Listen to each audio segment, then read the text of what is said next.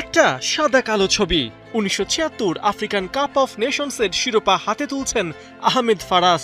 ছবিটা সাদা কালো হলেও মরক্কান ফুটবলের বর্তমান যে সোনালী প্রজন্ম আমরা দেখতে পাই তার ভিতটা এখানে নিহিত আছে।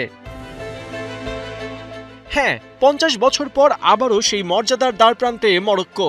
আফ্রিকা কাপ অফ নেশনসের ফাইনালে রবিবার প্রতিপক্ষ সেনেগাল। ফিফা র্যাঙ্কিংয়ে মরক্কোর অবস্থান ১১তে আর সেনেগাল আছে ৮ ধাপ পিছিয়ে ১৯ নম্বরে।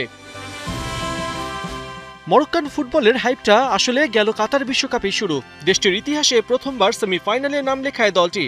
শুধু তাই নয়, মরক্কোর এক ঝাঁক ফুটবলার নিয়মিতই মাতিয়ে আসছেন ইউরোপিয়ান ফুটবল।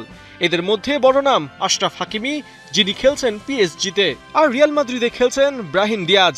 এছাড়াও বোর্নমাউথের হয়ে প্রিমিয়ার লিগ মাতাচ্ছেন আমিন আদলি, আবার স্পেনের লা লিগাতে আছেন সোফিয়ান আমরাবাত। বলা চলে গোল্ডেন জেনারেশনকেই লিড দিচ্ছেন মরক্কোর কোচ ওয়ালিদ রেগরেগুই।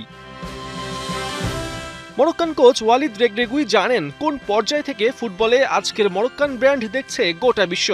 শেষ যেবার আফকনের ফাইনাল উঠেছিল মরক্কো, সেই ২০০৪-এ তিউনিশিয়ার কাছে ২-১ গোলের হারের ক্ষত তার ভালোই জানা, কেননা সেবার মরক্কোর জার্সিতে মাঠে ছিলেন স্বয়ং রেগরেগুই।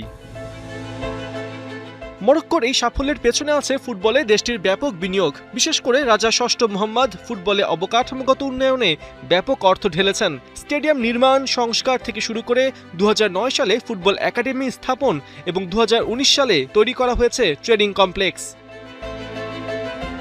এসব কিছুর ফলাফল এখন দৃশ্যমান। ২০২৪ প্যারিস অলিম্পিকে ফুটবলে ব্রোঞ্জ জেতে মরক্কো। গেল বছর আর্জেন্টিনাকে হারিয়ে হাতে তুলে নেয় ফিফা অনূর্ধ্ব ২০ বিশ্বকাপের শিরোপা।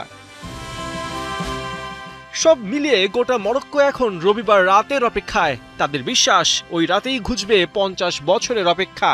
সেনেগালকে হারিয়ে আশরাফ হাকিমিরা জয় করবেন আফ্রিকান কাপ অফ নেশনসের শিরোপা। পার্থ বণিক, ৭১।